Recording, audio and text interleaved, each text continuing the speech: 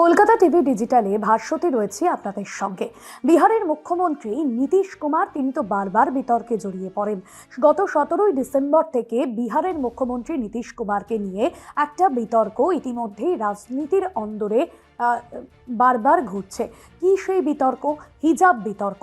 এক মহিলা চিকিৎসককে মঞ্চে উঠে তিনি নিয়োগপত্র দেন এবং তার হিজাব আচমকাই টেনে খুলে নেন। তখনই কিন্তু এই নিয়ে বিতর্ক তৈরি হয়েছে, বিতর্ক উঠেছে কংগ্রেস নেতৃত্ব। তারাও বলছেন যে একজন মুখ্যমন্ত্রী, একজন তিনি জনপ্রতিনিধি, তিনি এভাবে কি করে প্রকাশ্যে এই ধরনের ঘটনা করতে পারেন, কিভাবে তিনি এ ধরনের ঘটনা করতে পারেন, এই নিয়ে কিন্তু বারবার প্রশ্ন উঠছে। আর তারই মাঝে আমরা দেখেছিলাম যে নুসরত পারভিন নামে ওই চিকিৎসক, তিনি যখন তার নিয়োগপত্র হাতে পেয়েছেন এবং তিনি এই ঘটনার পর তিনি তার যে যোগদানের সময়, অর্থাৎ তিনি যে হাসপাতালে চিকিৎসার জন্য যোগদান করবেন, চিকিৎসক হিসেবে যোগদান করবেন সাধারণ মানুষের চিকিৎসা পরিষেবা দেওয়ার জন্য, তার ডেডলাইন দুবার বদলানো হয়েছে। ডিসেম্বরে তার ডেডলাইন ছিল এবং আজকে তারপরেও ডিসেম্বরের একটা দিন ডেডলাইন দেওয়া হয়েছিল এবং আজ তার শেষ ডেডলাইন ছিল।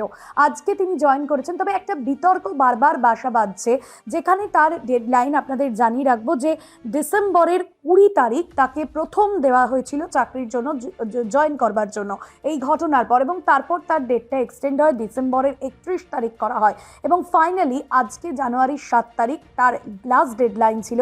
জানুয়ারির 7 তারিখ তিনি জয়েন করেন এবং এই ঘটনার 23 দিন পর তিনি কাজে জয়েন করলেন। তিনি কিন্তু সিভিল সার্জন অফিসে জয়েন করলেন। হি ওয়েন্ট ডিরেক্টলি, তিনি ডিপার্টমেন্টে গেলেন এবং সেখানেই তিনি জয়েন করলেন। একটা বিবৃতি সামনে আসছে, এখানে বলা হয়েছে। অন্যদিকে এই মহিলা চিকিৎসকের ভাই কলকাতায় একটি ল কলেজে কর্মরত, তিনিও কিন্তু এই ঘটনার তীব্র নিন্দা জানিয়েছেন। আপনাদের একটু জানিয়ে রাখি যে বিহারে একটি সরকারি অনুষ্ঠান, যেখানে মহিলা চিকিৎসকের মুখ থেকে হিজাব টেনে নামিয়ে দেন খোদ মুখ্যমন্ত্রী নীতিশ কুমার। আর তারপরেই কিন্তু সেই ভিডিও সোশ্যাল মিডিয়ায় একেবারে ভাইরাল হয়ে যায়। নিয়োগপত্র যেখানে মুখ্যমন্ত্রী হাতে তুলে দিচ্ছেন, সেখানে এ ধরনের আচরণ তিনি কি করে একজন মহিলার সাথে করতে পারেন। অন্যদিকে মুখ্যমন্ত্রীর মুখে সেই সময় কিন্তু একটা, যেখানে সকলে সমালোচনা করছেন প্রকাশ্য সভায় বিহারের মুখ্যমন্ত্রী নীতিশ কুমারকে নিয়ে, কিন্তু তার মুখে কিন্তু একটা নির্বিকার হাসি সামনে আসে। আর তারপরে এক্স স্যান্ডেলে অনেক রাজনৈতিক দল তারা সরব হয়েছেন। অনেকেই লিখেছিলেন যে মহিলার মর্যাদা এবং তার শালীনতা কোনো খেলনা নয়। এ ধরনের ঘটনা মূলত প্রকাশ্য মঞ্চে একজন মহিলাকে নিয়ে ছিনিমিনি করা ঠিক নয়। এ ধরনের আচরণ অবশ্যই খুবই খারাপ আচরণ, এমনটাই কিন্তু এক্স স্যান্ডেলের রাজনৈতিক মহলের তরফে প্রতিক্রিয়া দেওয়া হয়েছিল এবং কংগ্রেসের তরফে সেও বলা হয়েছিল যে শুধুমাত্র ক্ষমা প্রার্থনা নয়, বিহারের মুখ্যমন্ত্রী নীতিশ কুমারের পদত্যাগের দাবি তুলেছিলেন কংগ্রেস। আরজেডির তরফেও কিন্তু এই ঘটনার তীব্র নিন্দা জানানো হয়েছিল। বিহারের সর্বোচ্চ পদে আসীন একজন ব্যক্তির এ ধরনের আচরণ, সেক্ষেত্রে রাজ্যের অন্যান্য মহিলাদের নিরাপত্তা কোথায়? এবং মুসলিম সম্প্রদায়ের মানুষজন, তারাও কিন্তু তাদের নিরাপত্তা নিয়ে যথেষ্ট শঙ্কিত ছিল, তারাও এই ঘটনার তীব্র নিন্দা জানিয়েছেন। তারপরেই আমরা দেখেছিলাম এই ঘটনার প্রতিবাদ জানিয়ে ওই মহিলা চিকিৎসক, তিনি দুটো ডেডলাইন পেরিয়ে যায়, তিনি জয়েন করেন এবং আজ তিনি সর্বশেষ জয়েন করেছেন এই ঘটনার মূলত 23 দিন পর।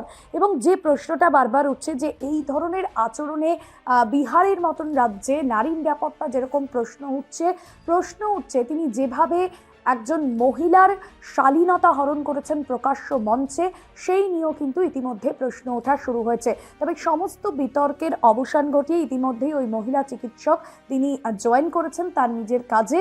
তবে এই বিতর্ক কতদিন চলে তা অবশ্যই দেখার। কলকাতা টিভি ডিজিটালের এই বিষয় এখানেই শেষ করছি। এরকম অনেক ইম্পর্টেন্ট আপডেটের জন্য দেখতে থাকুন Kolkata TV digital, Kolkata TV রাত 3:07।